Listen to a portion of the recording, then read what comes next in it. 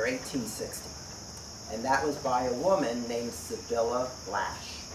And I have a really bad picture of what I think is great-great-great-grandmother Sibylla Lash. This is actually off of a little locket without a cover, so it got a little worn and cracked. And I found it after my dad died last year in some of his things. And I found it with things that were his grandmother's and his grandmother's grandmother, and then this. And I knew what they looked like from pictures, and I knew my great-grandmother. But I didn't know where this one came from, so I'm figuring they were together. She was the first owner of this property. I'm pretty sure that's her, so I'm sticking with the story that that's Sibylla. So she bought this in 1860 from the Kissinger family, Abraham and Abelona Kissinger. And if you know anything about the area up here, the lane that comes down, which is now Berkshire Boulevard, used to be Kissinger's Lane. And up on the top of the hill is Kissinger's Church. That used to be over a little bit and was an old country church with a schoolhouse next door, Kissinger's Church and Kissinger's School. My dad's family had been members of that church way back. And I believe Sibylla, and I know her daughter, is buried up in the cemetery up there of the church. Okay, so when I'm giving this talk and this tour, you gotta remember, this is through the eye, 40-year-old memories of a 10-year-old kid. I last was able to visit family here back in late 1971, early 1972. And this was where we would come when we went to visit the more well-to-do side of my family. And we would always call it either the Sheeler house, we're going to go see the Sheelers, or the house along the Tully. Now, my family never called this the Tulpehocken Creek. It was always the Tully. We didn't use Tulpehocken. I can remember in grade school somebody talking about creeks and rivers in Berks County, and they're saying Tulpehocken. What are they talking about? I said, they're not talking. Why did they mention the Tully? I didn't connect the two. But that's what we always knew it as. So Sibylla had what we can tell from family folklore, some type of a business establishment here. Okay, so there's no records to say exactly what it was. There was another building here. This house didn't start being built until 1940.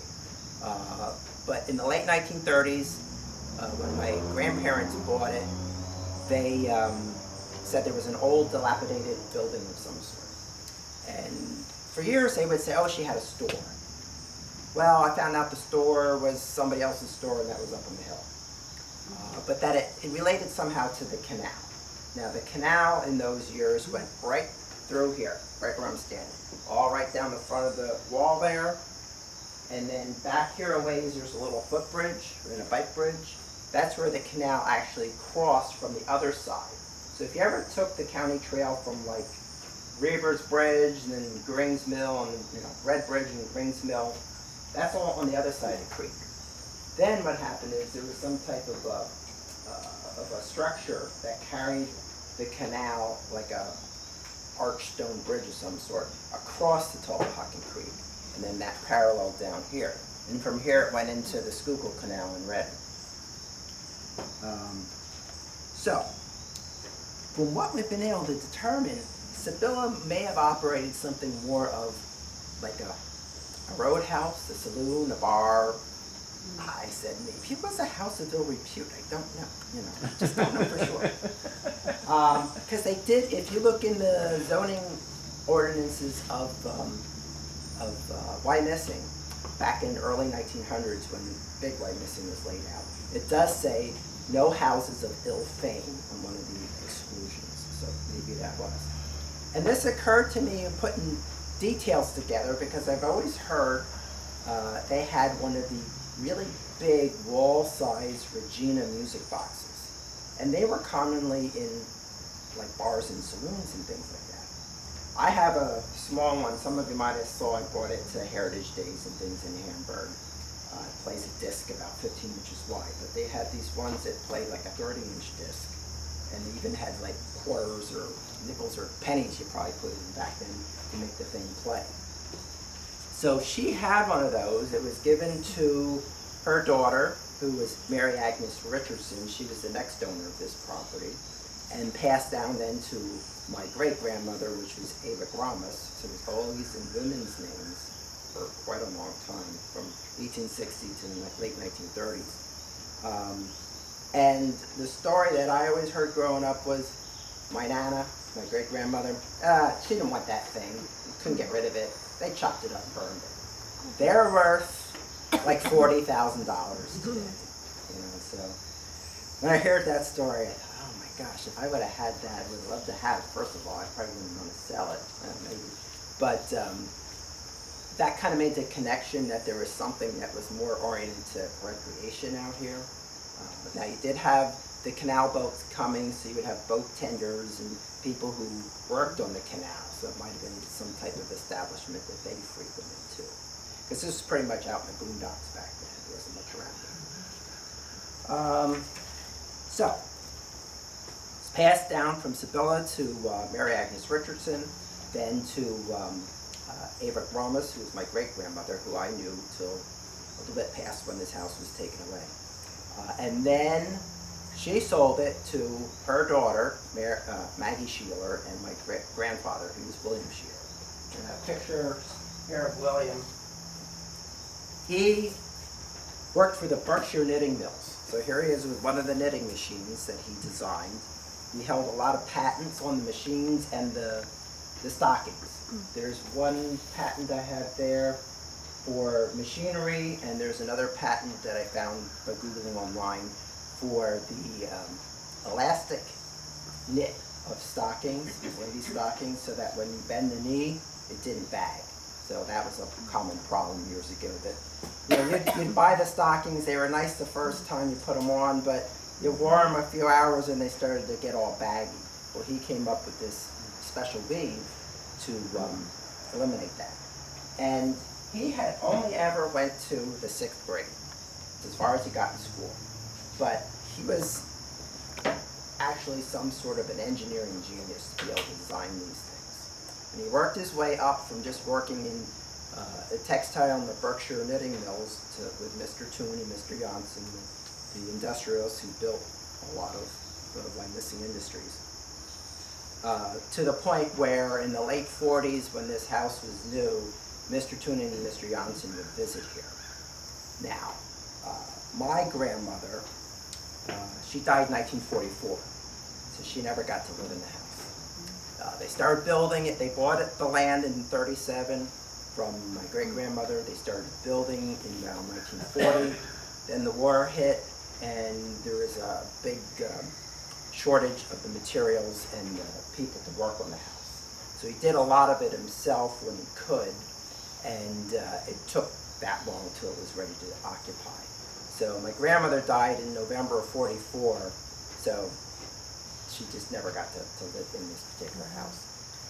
Then shortly thereafter, and I have another theory to explain this, my grandfather remarried within about 6 months, and that was to Hilda.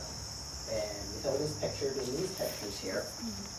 My dad was about 15, and Hilda had her first child, my Uncle Carl. So my dad had a little brother when he was 15 years old, so it was like 2 parts of the family. And this is pictures of them, my dad, Hilda, and my grandfather up here along, across from the house. So my grandfather, being the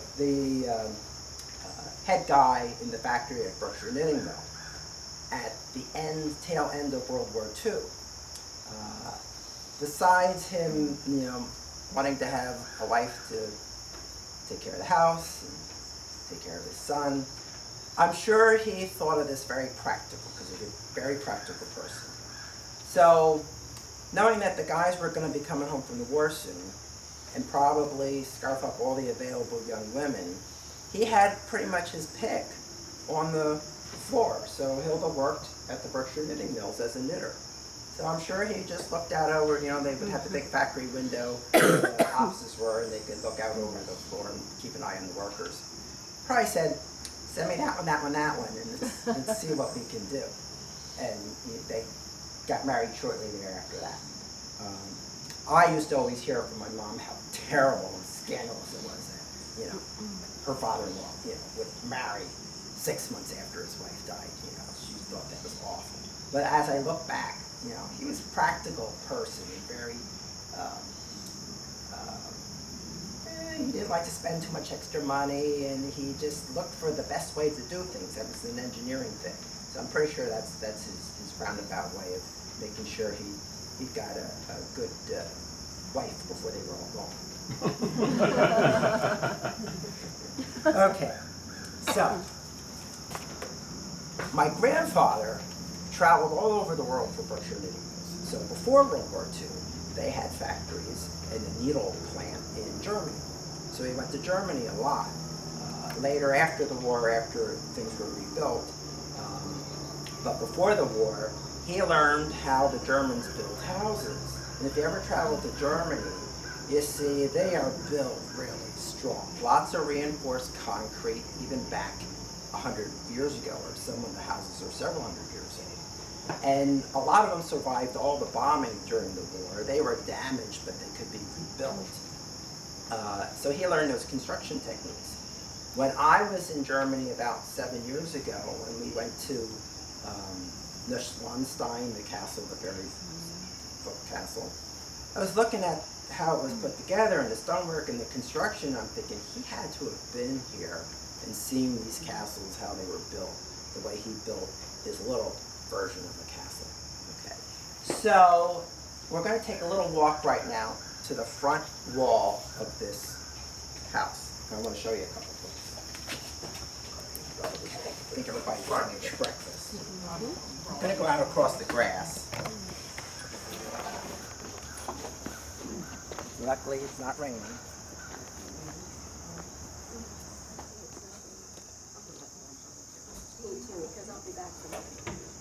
I'll be back to clean up stuff, so don't worry about it.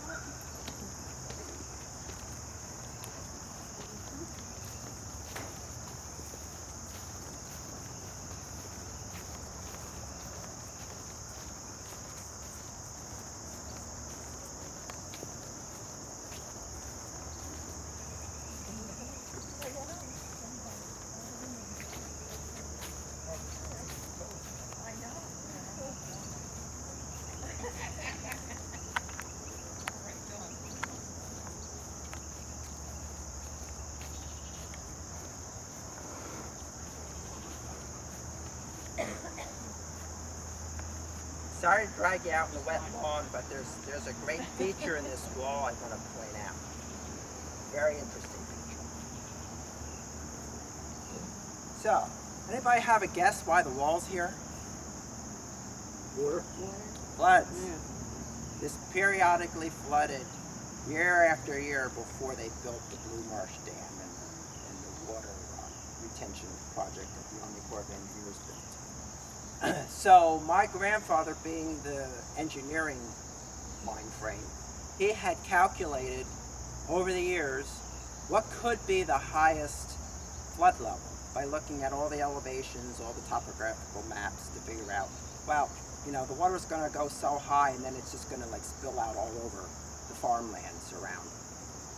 So he made this wall about, I'd say maybe this much higher than the top flood that he had calculated. And he was correct. When the worst flood was 1972, June, Tropical Storm Agnes, and the flood water came up here. But just prior to that, maybe 6 months or so before, he was asked to leave by the county of Berks so they can make this into parkland. So they never took up the protection procedures that he had in his mind for years and years since he built the house of what to do in the event of a really bad flood like that. And you see these holes here? These were to drain out the water from up above in case you had just your regular rains accumulating there. You didn't want it to push on the wall, and when it would freeze, it could push the wall. So those were periodically along the wall here to let water out. But the thing is, when you have big flood coming, you got to plug those holes. And then he always had it ready to sandbag the ends of the wall and had pumps on the ready. County didn't do any of that. So the flood water came up, went through the holes, flooded it up to a level of about maybe 1.5 feet above that hole. And the basement level, which is finished, got about 18 inches of water. So if they would have thought a little further when they took this property, or maybe just asked some questions, they could have prevented that. But they just wanted the property, and that was it. So this wall here, if you look at the house, and it's a real nice stone, and this is kind of just field stone. This was quarried right back in the corner of the building where there's one garage. So this came from right here. So there was blasting, there was cutting of stone. That was one of the reasons why it took so long to build, because there was a lot of excavation that had to be done right through solid bedrock. But he found a couple of stones that he wanted to incorporate were thrown in. This was the canal bed right here. So it's kind of like where 5 Locks is that we see up in Perry. The canal bed was still in existence. And people had for years just dumped stuff in it because it was neglected since the early 1900s. So apparently somebody did redesign of their family plot up on the hill at Kissinger Cemetery, and they discarded a few stones. So my grandfather, being very practical and always wanted to save a penny, he used those. So we have a stone here that says asleep and one that says at rest. So they're not really like somebody's headstones, or they would have had a name or more room to put anything. But there were probably maybe a wall that was up there surrounding the family plot, or something like that. Somebody changed it around, and this being close by dumping ground, dumped them in the canal. So you put them in. But it's very fitting because my grandfather died around 1980, 81, and he is actually buried here. His cremains were brought out here by my dad and my uncles and buried in some of the garden area up top. So he has a stone for him. Okay, so we're going to go up around, talk a little bit up there, get a little peek inside.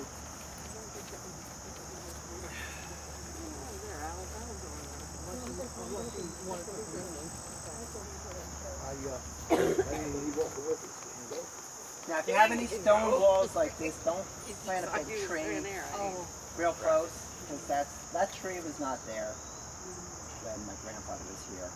There was a smaller tree and it was a little farther away, and he wouldn't let a tree grow that big, that close.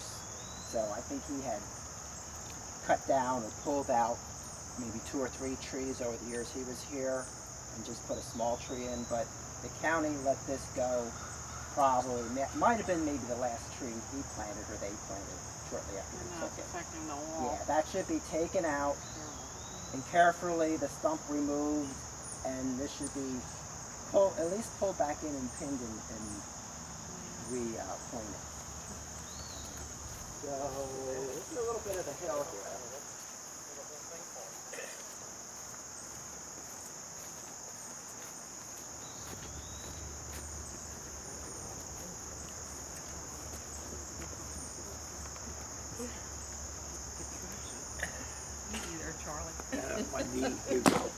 So this is the area where he would have sandbagged, or he might have even had some sort of a thing with steel plates to slip in, because he always fabricated things. This was a garage, and what's really cool about this,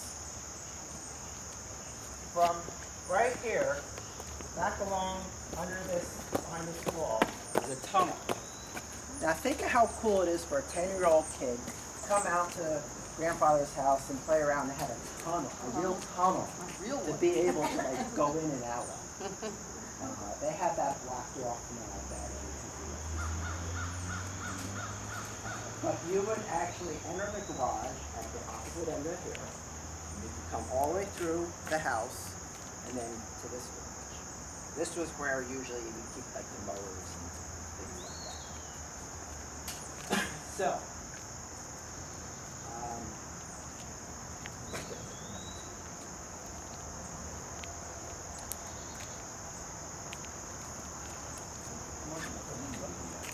what's that? How large of a family does he have? This Well, is a big home. now, you're going to be surprised when you go inside. It's not nearly as big as it looks. Your rooms are small, you'll be shocked. Because I can't figure out how this happened, but from when I was 10, when I came back here, the first time when I was in my 20s, it shrank. The house just shrank. I don't know how. House Because just shrank. rooms were smaller, too big. The walls are very thick. The walls are about 18 inches thick. That takes up a lot of space. This first floor level here, throughout the whole house, and what covers up these parts in the front that stick out, that's all reinforced concrete. So your first floor, where your kitchen, living room, all that was a concrete floor, all braced up from underneath and core. So besides your lower level being concrete, the second level is concrete. Then when you get upstairs, you get more conventional construction. We're all the lamps. Now, my dad's stepmother, Hilda, she was your typical fastidious German housewife. She would never let you wear shoes. So Ferdinand Thun and Henry Janssen, in the late 40s, they both died in between 47 to 48. They would come out here to talk business with my grandfather, and even them, the most wealthy people in Berks County, could not wear shoes in the house. But she had special slippers for each thing. And I wish she would have saved them, because think of what you could do on eBay today. Oh, yeah. Mr. Thun and Mr. Janssen's slippers. Yeah. Wow. Yeah. All right. Okay. Now, this is the front of the house, facing the creek. The driveway came in off of Culpehocken Road. It didn't come in all the way down there. It came in right around here. And that was what you saw from the road at the back of the house. Nice, not like your typical back of the house, but not your grand front entrance. He wanted that you came out the front, go on that patio, and you could look right out into the creek. So my grandfather grew up along Culpehocken. He actually lived in Reading, but you could find your way out here. And that was one of the reasons when the county said, we want to take this property. There was some offer that he could live in the house, that they'd take it, but let you live in it like a life estate or something like that. He didn't want to do that because he had visions of problems with kids coming out here and just rummaging all over the place. Because he knew as a kid, that's what he did. He found his way down the tunnel. So he did a lot of motorboat racing. They had the tunnel dammed up at places. And he was focused around the Culpehocken Creek. So oh good, they have it over. He hung out in this area. He met my grandmother Maggie. They got married. My dad was born in 35. So his mom died when he was about 9 or so. Now, the reason the county took it is pretty much up to debate. But the story I always got was that my grandfather offended somebody who ended up being a county commissioner. And when they laid out this park plan, supposedly they said, add that to it. Didn't need to be, because most of the park is on the other side of the creek. Some parts way down Gringsville on both sides. The Red Bridge comes across. But in this area, your trail's on the other side. They took it in early 1970s But there was no connection to get between the two until the 1990s sometime when the little footbridge appeared. So they really didn't have to have this part. So what I was told was, this former county commissioner got upset with a plan that my grandfather had to move this area from the borough of Berkshire Heights, which doesn't exist, into Wyomissing. Mr. Toon and Mr. Johnson built Wyomissing. They really wanted all the area to be Wyomissing, including West Reading. Yeah, West Reading could have been in Wyomissing. But they, after they died, he petitioned in the 50s to basically give up the borough of Berkshire Heights and annex it into Wyomissing. Well, they also wanted to do West Reading at that time, and there was a council person, I guess I'll say his name, Peter Yanovic, who became commissioner. And there was some animosity between the two, and I don't know the complete details, whether it was they wanted to put West Reading in it and to tick somebody off, or West Reading wanted to get Berkshire Heights, and that fell through. But that's what led to this being included in the plan. And my grandfather fought it for probably like 6 years in court. He had lost the original court case in front of a judge, and the county had awarded him $77,000 for the property, which is pretty much money back in the early 1970s. But he wasn't satisfied. He thought it should be more because he put a lot of extra work in this building with the concrete and the other things that he had, and thought it should be more. So he demanded a jury trial. So he got a jury trial, and the jury decided to cut his award by $6,500. So I've learned, quit while you're ahead. You know, the other thing I learned from the whole thing is, after he lost the house and moved to just a regular nondescript split-level house in Whitfield, he was miserable. This like took everything out of it, because he built a lot of this by himself, designed it himself, put all kinds of little features into it, and it was taken away. So he got to be your typical grumpy old man. You know, it's not like a grandpa. I mean, I remember him for how smart as he was and things that he did in business. Traveled all over the world for Berkshire living those. I mean, the rec room down here was filled with all kinds of souvenirs. Zulu masks from Africa, from South Africa, where they had plants. Lots of German things. Holland, Ireland. We think the little shamrock came because of early visits to Ireland. But there again, that's less the history on the shutters. But to me, I learned that, you know, if something like that would happen to me, sure, I would put up a fight and defend and try to keep what I had, but if I lost, go build something else, make a copy of it, do something different, you know, because you can't let that ruin your life. And I see that's what happened. Then he ended up with heart problems and just not having a nice retirement home. I want to show you a little feature around here. See all there's a lot of wrought iron railings. Mm-hmm. And they were handmade by one of the workers at Berkshire Knitting Mills, down on the side. And if you look in this railing here, these two sections, in that little inset, over there is a W, and here's an S, where his initials were usually are. And they still survive. Okay, I think we're going to be able to go inside. Did he ask the ranger if he has a Fred, I have to go. Thank you. This is really interesting. Thanks a lot. Nice meeting you. My boss gave me off. My boss was still.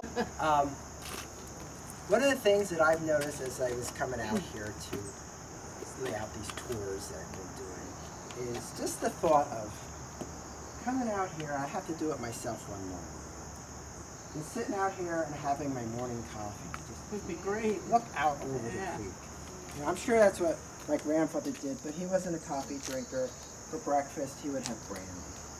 That's even better. All right. I have to tell you that. One of my grandfather's stories was on his trips to South Africa.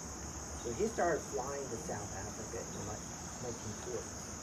Flying the China Clipper, the big seaplane type thing. And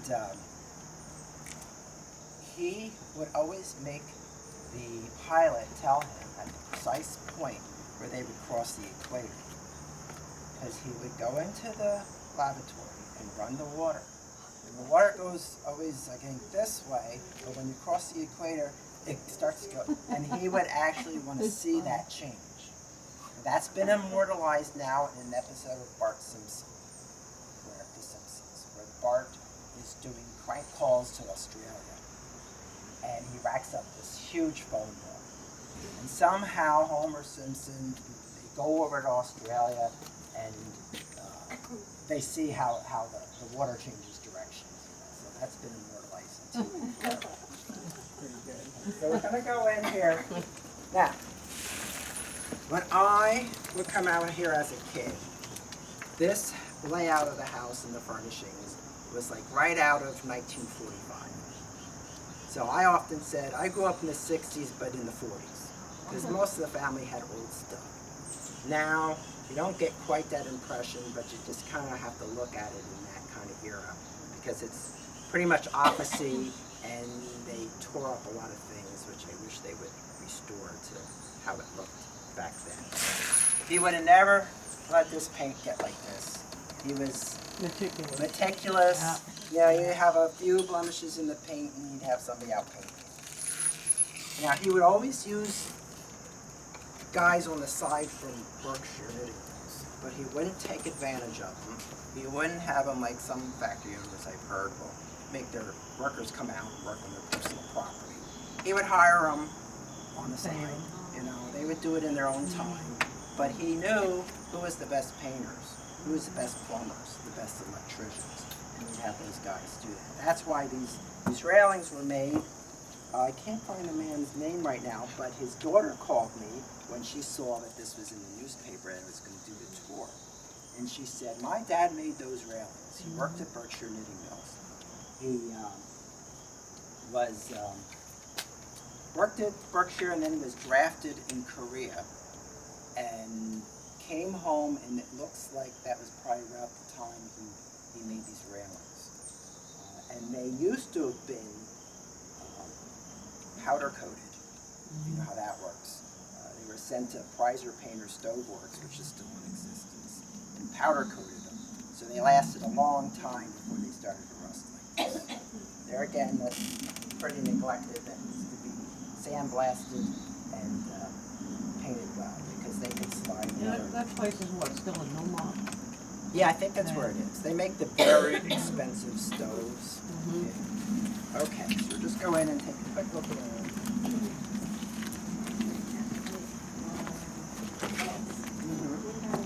Down there where you wood storm doors.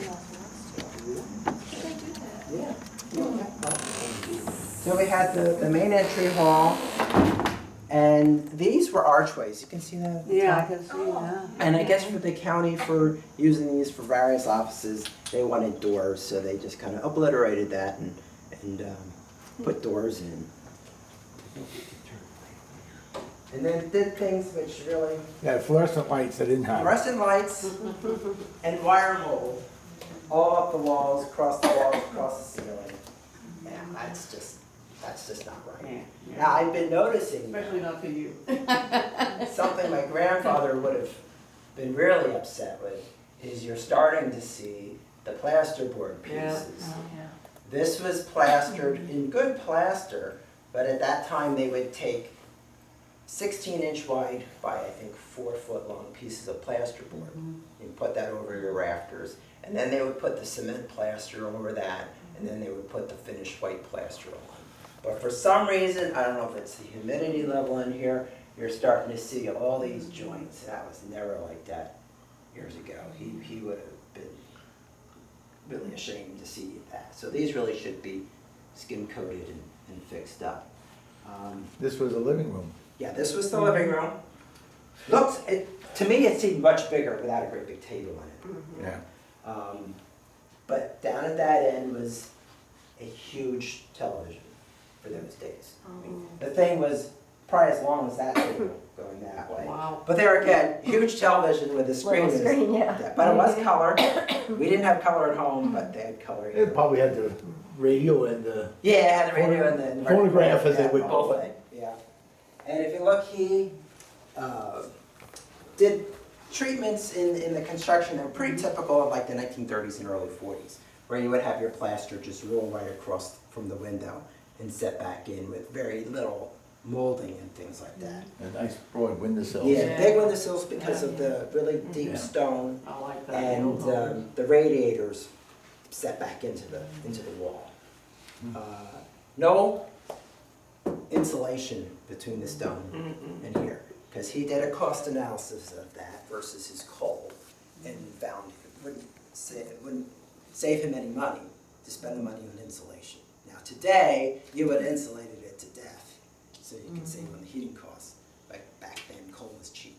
And he went with coal. He wanted oil, but they wouldn't let him bury the 2,000-gallon oil tank that he wanted. So he had to go with coal, so he could have a whole season's worth of coal delivered in one shot. These floors had the old sheet linoleum that curved up, because they're concrete, curved up the wall like you see it right in the hospital. And then county ripped all that out, but you can see it in some of the closets. Now, when I came in here as a kid, it reeked of mothballs. Because Hilda, my dad's stepmother, was a mothball fanatic. She was a bit obsessive, we've noticed over the years, thinking, oh, yeah, she was like really on that, and you know, she's fixate on things. And she must have had a moth thing that she just didn't like, and she had mothballs everywhere. You'd come home and you would smell. Like a mothball. Yeah, yeah. Should we turn these lights on, Fred? We're coming in. Yeah, if you could. Now this was the dining room, which was pretty small for a dining room in like a grand house. But it had the built-in cupboards, and it had your typical Duncan Fights mahogany dining room table. Yeah, it was very small. Yeah, and the buffet back there, you know.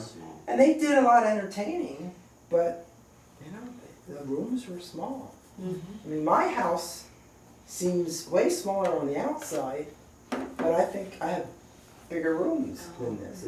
It's funny. And then that's a pocket door that goes into the kitchen, because you wouldn't want to waste any space on a door frame. That's a good idea, though. Yeah, they're nice. Today, it's a good idea, too. And then we go back here. You say this is cement, Fred? It's more cement.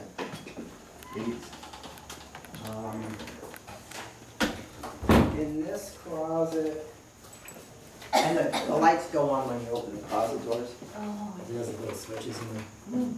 This has the original linoleum that then curved up the wall and have a little bead of stainless steel across the top edge. That's how all the floors were. Even upstairs they were. These are original doors? Yeah, there's those solid birch doors. We had one of those that came when they had to empty out the house. It was a spare. You know, spares of all different things that we used somewhere at home when I was a kid. Yeah, they're really nice, thick, solid. And my dad still has his. No hollow doors. No. Yeah. And then he had what was like high-grade electrical service back then. But I'm sure things electrically drove the county nuts, because he had things designed, it might have been this switch up here, for like the floodlights on the corners. Oh. With relay switches, because they use these electricians from the factory, where you would turn the switch up and it would turn one light on, turn it down, it would turn two lights on, turn it up again and put three lights on, back down, four lights on. Oh my gosh. So I'm sure they couldn't figure that out when they Yeah. took over the house. And then it had your little powder room, which, 1940, not too many people had a first floor powder room. Yeah, but, oh, that still has the original wallpaper on it too. That was in that type of Be a park ranger wallpaper today? No. Yeah. in the Not either. kitchen and other rooms. Mostly it was painted. I mean, I have to work, I'm also. Yeah, Sometimes there was a now little this- plane. this- Yeah. I thought you were sink retired. and Not toilet yet, are new. September 13th is my last. Those are old. Yeah, yeah. And then this is Still where working we way too go hard, out, Charlie. out to the back. Yeah, so. Now the kitchen still has, where's that one? Oh, okay. Whoops. I went to Kitchen the- still has Sorry, Charlie. Forgot you didn't. still the stove Outside. where she would make a meal. Oh. She was a terrible cook. Oh, was she? fussy and clean, but not. Yeah, terrible cook. There was a little table here, your typical 40s, 50s chrome table with the vinyl seats. It said this is the original stove that my dad's stepmom burned many a meal on. But I can remember God, this is. probably around 1970, my mom was in the hospital. My grandmother, her mom, had just passed away. So, and my dad worked second shift, 3 to 11. So we would have to be dropped off here for them to babysit us because my mom was in the hospital. And I remember sitting at the table, it was here, and Hilda made meatloaf. I thought, oh, I can eat meatloaf because it was very fussy. I like meatloaf. I'll do this meatloaf. It was like 3/4 onion, and I hated onions. Oh. I had to sit here till I ate. I think I wore them out because I don't think I ate much of it. Because, the starving children in Europe. Yes, Oh, yeah, yeah. yeah, In Europe. yeah. And she knew that it was way past that time.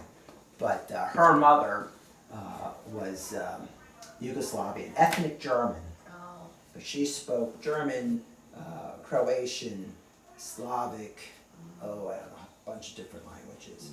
And they came over here right after World War I. And Hilda's dad had, from the story I'm told, all these things, I pick up these stories and log them in my memory bank. I don't know if somebody made it up or mutated it. But supposedly her dad was the wireless radio operator for the Emperor of Austria-Hungary, Franz Joseph. And then he came here and he worked at Berkshire Knitting Mills. So he probably, pawned off his daughter. Yeah. She was a few years older than, the average marriage age. So he probably here, I got a good one for you. I heard your wife died. Here you go. So their family, who was in Yugoslavia at the time, at the end of the war, were pushed into Germany. They were any of the ethnic Germans were, Tito pushed them out to get out of Yugoslavia. So they were in relocation camps. So she did used to send them food. So she remembered that for sure. So that just kept, 20 years later, 25 years later, she's still saying there's kids starving in Europe. Well, take these onions. Yeah. There you go. Oh, it was the most awful tasting thing that I remember. Yeah. Because I wouldn't eat one onion back then. Now, I wouldn't eat one onion back then. But to have what was basically onion loaf with a little bit of meat in it, it was horrible. But that's so that is her stove. Yeah, they left it here. What the papers had. They changed the flooring, but the cabinetry. If you look in, I don't know how many people do this besides me, but old magazines from the 40s and 30s, and they would show you the modern kitchen. That's what you would see.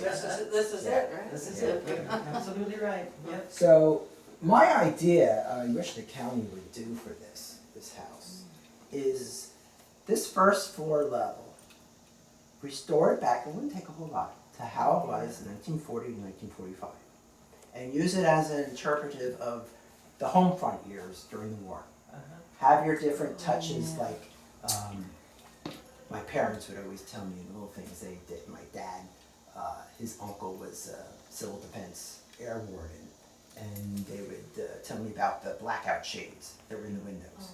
So you'd have the heavy, old, dark green shades, people still have them today, that were in every window. That when they were saying air raid drill, you have to pull them down and not let any little bit of light peek out your windows, or you'd have the air raid warden come knocking on your doors and count the lights. Things like the ration coupons, have that on the counter. Some of the old cans and whatnot for the products from back then. One thing my mom always used to tell me, her job, she was probably only about 8 at the end of the war. They didn't have butter, but they had margarine. And the margarine came in a white, disgusting block with a little capsule of yellow food coloring. She would get to mix the We used to mix Press it. that and then squeeze it out. Oh, yeah. Yeah. I did that. So I create something like that and have it here and Oh, explain yeah. what it was. Different things to explain it. A radio going with the 40s station on from satellite radio. Magazines out and newspapers out. I have to include a picture of FDR on the wall, though my grandfather probably wouldn't have done, being the anti-union guy he was. He fought the unions in the Berkshire in 1937. It was really bad problems going on. And so him and my dad were always at loggerheads later on because my dad was a union guy, factory worker, and my grandfather had no use for unions. From different ends of the spectrum. So we're gonna just go downstairs and show you one really cool feature. Every house from the Cold War era should have. Here's some of this more of this linoleum, Oh, yeah. Good morning. Hi, good morning. which I want that restored because you can get linoleum. Good morning. Hello, how are you? Okay. Hello. What are you gonna make dinner? It's lunch. This room to me as a kid seemed huge. These steps aren't that bad, though, as far as steps go from back. There was a That trailer area. platform that folded off the wall that was 12 foot long, like the entire length of the wall, and they couldn't expect that. But that would have left this little bit, but to me it was like, this is a huge room. And what was neat is, my uncles, who were much older than me, they had like the coolest toys. I never had much of toys when I was a kid, we were part of that. But they had all these like building things, like you could build cities out of all these little plastic parts you put together, panels you put together, and the cars and the racetracks and all that stuff. And sometimes in the one corner you'd see scuba tanks. And my one uncle, when scuba dived, out in the tunnel. Now, we never got to do that, but we did get to go out on a rubber raft on the tunnel. Freaked my mom out because she thought we were going to drown. But my uncles would take us out on a little rubber raft and scoot around there. So in this corner, there was some type of a shelf he had built in. And he had their original television, the first television they bought in 1947, set up there. And we would come down and watch this. And I had this screen, it was like that big. That was it. But he kept it working. And there was the laundry room. And I swore, when I was a little kid, that that was a commercial laundromat with like 15 washers and dryers. And then I go in and I look at it and think, maybe there was 2 of each. I don't know, because there's not enough room for That's pretty spacious though for the laundry room. Yeah, but I remember, I thought it was lined up, all these washers and dryers. But I'm sure it's like, oh, the old one, we got a new one, the old one still works, so we can't throw it out. Yeah. You gotta keep it. Yeah. Yeah. And then back there is the well house, and I never even knew this. I didn't remember this till I was here, but I'm getting older. This goes down to this little stone stairs. I think it might be like the original pump, or the maybe there was like a Oh, is that an old a hand dug stairway or well. what? Yeah. Maybe Stairway is, this might Interesting to date look back at. to the old house. was this the original kitchen table? You know, I don't It might think be. they left that though. I think they took that with them. Don't remember. Because that's kind of high. I don't remember. Yeah, it was that style. And then they probably But had. I kind of remember it had legs on the corners. Because I remember. Ah, the okay, legs in it. okay. Yeah. Why you reading that stuff, that there meatloaf? I don't think they left any furniture. Because they didn't want to leave anything that the county get their hands on. Right. So. Yeah. So my first experience with county government was they took my grandfather's house along with my swing set. And you wanted to be a part of it anyway. All right. Now in there, I don't know how I mutated this memory. I thought that was some elaborate control room of some sort. Oh. With equipment and machines and whatever. It was like big shelves with the canned goods and stuff on. I Oh, don't know like how a I, walk-in pantry. what I mixed that Scary up to you probably as a Yeah, kid for some I reason. don't know, there's something there. And then that goes on to where mechanical stuff is, and the other side has actually even a shower room. So if you come in from working or you're out on the creek, you get a shower before you went up in the house. This your grandfather? No. Don't know who that is. One of those county guys that takes houses away from families. I like to give them. Okay, where's the light switch? Yeah, better give them. Do you know where the, oh, there it is. Okay. All right. The back there is where you would go out to the tunnel that went to the front garage. All these bikes. And a golf cart. New electrical system. Yeah. This curves back, and it goes behind that stairway. And then into, I used to love to go through there. I was like, can we go out there? Can we? Okay. So, then when you get down here, this little opening here was the, I have to do air quotes, it was the bomb shelter. Oh, really? Now, I don't think it's much of a bomb shelter, but it was the bomb shelter. Even when I looked up some of the newspaper articles of when the house was taken, and the one article had said that they lowered his award by $6,500. It said the stone house with the bomb shelter. You know, so he was calling it a bomb shelter. What I think it was my dad's stepmom, who was a little obsessive in very different things. She probably was worried about being bombed by the Russians. He said, I'll take care of it, I'll build you a bomb shelter. Didn't matter what it was, if it worked, if it was anything, you know. But he could go and work on something, get away from her nagging him, and say, you're fine, you're safe, you got a bomb shelter. He did store his beer in there. Yeah. He would have That's the a beer. necessity for He would us. have the beer delivered by the truckload. Oh. Yeah, they would come. Yeah. I forget what he drank. He used to drink Schlitz and Pabst, and he probably had Reading till Reading closed. One other thing, I should just call her my grandmother. She was like my grandmother, but yes. I'd like to differentiate that I had a real grandmother who died early. She had this fixation with Amelia Earhart. I'm sure she'd love to see this stuff that they're talking about lately. You know, I think they found this, they found that. But it must have been her hero as a little girl. And all of a sudden, you know, you'd be like just talking about this, that, and randomly she'd like zone out and go, I wonder whatever happened to Amelia Earhart. Just out of the blue, you know, but she was a little quirky, but, you know, nice lady. Had a really love-hate relationship with my dad, you know. Having a stepmother a couple months after your mom died, when you're 10, is pretty rough. And my dad, when he was 15, learned to fly. So he was taking getting his pilot license. And he swore for years that Hilda would slip him the money to do this, hoping he'd crash.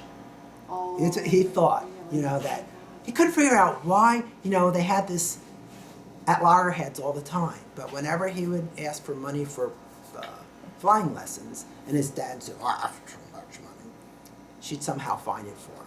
So he had this in his head that, oh, she probably just hoped he crashed. But no, she just wanted to help him, and he just couldn't quite understand And that. with fact. Amelia Earhart, maybe she had a thing for flying. Yeah, I think she did. Right, Yeah. that was why she Yeah. supported Maybe that. she thought he'd go and find Amelia.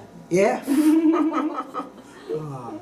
So you gotta watch who you tick off in government. Yeah. It's a lesson for you, because that's basically. And when I looked up the history of the commissioners who were commissioner at that time, there was Vernon Schaefer, who, by all accounts, I think was okay. There was. I can't remember his first name, but it's Vicky Reeser's grandfather. From all accounts, he was a real nice guy. He was commissioner. Paul Reeser. And then there was this Peter Yanovic. And when I looked up Peter Yanovic, I was looking up, where he was active politically in West Reading. He had some in the 50s, he had some real estate transactions with Textile Machine and Berkshire Knitting Mill, personally. So maybe something there went awry that he blamed my grandfather on. Or it was this thing where each of them wanted to change the borders of Wyomissing and maybe include West Reading and Berkshire Heights and this, that, thing, and somebody got peeved, But they could have worked it out, I think, that they didn't need this section of the land. Or, put a option to buy on it, or, it's yours, we're not gonna touch anything, we're not gonna put any park facilities here, but when you pass away, we want first right to buy it, But now they forced it out from under him, And I think it's completely different if you're taking a property that is totally derelict and abandoned and it's causing problems for your neighbors, especially if you're in a road. We had those in Hamburg. Or the big highways going through, and you're not going to be able to see what the topography of the land ever was before that anyway. They're just gone, But when, they take it away, but it's there, and you can drive past it. One nice thing is I can come always visit my grandparents' house whenever I want to, and anybody could come here. But it's a sad thing that they didn't. He'd have it fixed up and the family would have it. I think so. Right. Either my